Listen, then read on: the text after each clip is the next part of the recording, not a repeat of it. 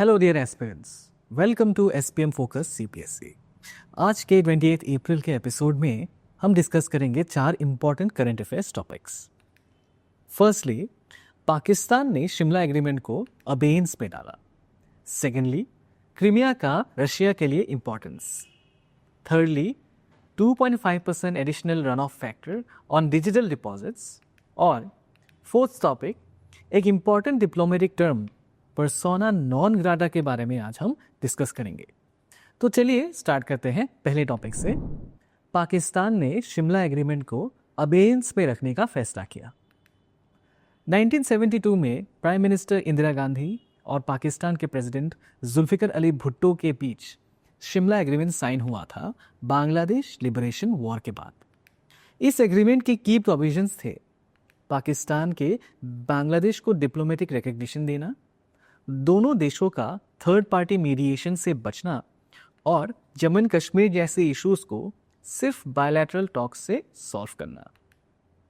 आपको याद होगा कि पहलगाम टेरर अटैक के बाद इंडिया ने पाकिस्तान के अगेंस्ट काफ़ी स्ट्रॉन्ग स्टेप्स लिए थे, जैसे इंडस वाटर ट्रीटी को सस्पेंड करना, कैंसिलेशन ऑफ वीज़ा एग्जेम्पशंस और पाकिस्तानी डिफेंस पर्सनल को एक्सपेल करना। इसके रिटेलिएशन में पाकिस्तान ने शिमला एग्रीमेंट को अबेयंस में डाल दिया है। चलिए जानते हैं कि इस मूव के इम्प्लीकेशंस क्या हो सकते हैं। पाकिस्तान के इस स्टेप्स को लेकर एक्सपर्ट्स ने कहा है कि Pakistan has responded with noise but without substance. ये स्टेप पाकिस्तान के लिए एक स्ट्रेटेजिक ब्लंडर प्रूव हो सकता है, लेकिन इंडिया के लिए ये बेनिफिशियल भी हो सकता है। इंडिया अब एक ज़्यादा असर्टिव और interest driven foreign policy pursue कर सकती है बिना किसी आउटडेटेड एग्रीमेंट के बर्डन्स के। ग्लोबल ऑप्टिक्स भी इंडिया के फेवर में ही है। इंडिया को स्टेबिलिटी और कंसिस्टेंसी के रूप में देखा जा रहा है, जबकि पाकिस्तान को एक अनरिलायबल पार्टनर माना जा रहा है। अब चलते हैं अगले टॉपिक पर, क्रीमिया का रशिया के लिए इम्पोर्टेंस। क्रीमिया ब्लैक सी के साउथ में लोकेटेड एक पेनिनसुला है जो 2014 तक यूक्रेन का हिस्सा था। 2014 में यूरो मैदान प्रोटेस्ट के चलते यूक्रेन के pro Russia president Viktor Yanukovych को हटा दिया गया था। इसके बाद रशिया ने क्रीमिया को एनेक्स कर लिया। आज भी ज़्यादातर देश क्रीमिया को यूक्रेन का ही हिस्सा मानते हैं और यूएन जनरल असेंबली ने भी इसी स्टैंड को रीअफर्म किया है। क्रीमिया रशिया के लिए इतना इंपॉर्टेंट आखिर क्यों है? सबसे पहला रीज़न है warm water ports of Crimea. Russia की majority coast line Arctic circle के नॉर्थ में आता है, जहां पोर्ट्स विंटर में फ्रीज हो जाते हैं। क्रीमिया के सेवास्टोपोल पोर्ट के थ्रू रशिया को ईयर राउंड मेडिटेरेनियन एक्सेस मिलता है। दूसरा मेजर रीज़न है gateway to the Mediterranean. Crimea के बिना रशिया को डायरेक्ट मेडिटेरेनियन कनेक्शन मिलना ऑलमोस्ट इम्पॉसिबल है। और तीसरा रीज़न है पावर प्रोजेक्शन। पुतिन का रशिया एक रिवाइवलिस्ट पावर की तरह बिहेव कर रहा है और क्रीमिया की एनेक्सेशन नेटो एक्सपेंशन के खिलाफ एक स्ट्रॉन्ग मैसेज था। करंट कॉन्टेक्स्ट में अगर देखा जाए, यूएस के प्रेसिडेंट डोनाल्ड ट्रंप ने सजेस्ट किया है कि अमेरिका को क्रीमिया को ऑफिशियली रशिया का हिस्सा मान लेना चाहिए।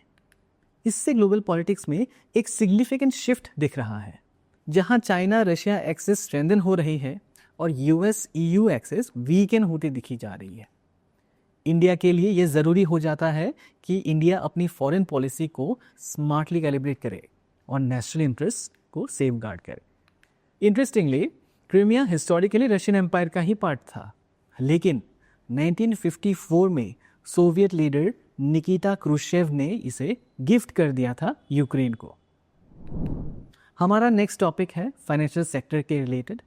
आरबीआई के कुछ नए गाइडलाइंस पर नज़र डालते हैं।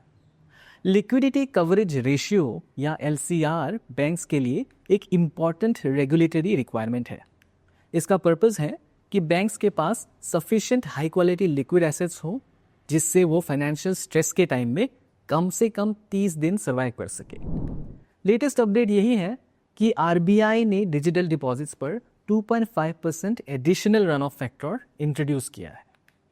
पहले ड्राफ्ट गाइडलाइंस में यह 5% का प्रपोजल था, पर अब इसे हाफ कर दिया गया है। रिवाइज रेट्स के हिसाब से स्टेबल डिपॉजिट्स विद इंटरनेट और मोबाइल बैंकिंग फैसिलिटीज़ का रन ऑफ फैक्टर 7.5% होगा लेस स्टेबल डिपॉजिट्स के लिए ये 12.5% होगा।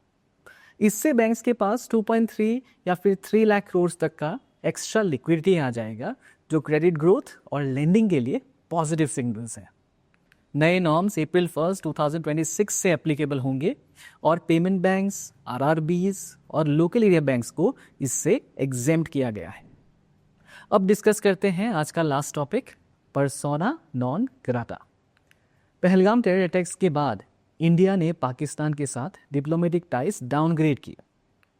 पाकिस्तान के मिलिट्री, नेवल और एयर एडवाइजर्स को इंडिया ने एक्सपेल कर दिया और उनको officially persona non grata declare कर दिया। पर्सोना नॉन ग्राटा का मतलब होता है एक डिप्लोमेट या फॉरेन ऑफिशियल जो अनवेलकम पर्सन डिक्लेयर किए जाते हैं। ये 1961 Vienna convention on diplomatic relations के आर्टिकल 9 के अंडर डिफाइंड है। जब किसी डिप्लोमेट को पर्सोना नॉन ग्राटा डिक्लेयर किया जाता है तो उन्हें होस्ट कंट्री छोड़कर जाना पड़ता है with in a reasonable frame of time. With that is all for today aspirants. कल मिलेंगे नए टॉपिक्स के साथ, तब तक के लिए रिवाइज करते रहिए, करंट अफेयर्स के साथ अपडेटेड रहिए। जय हिंद।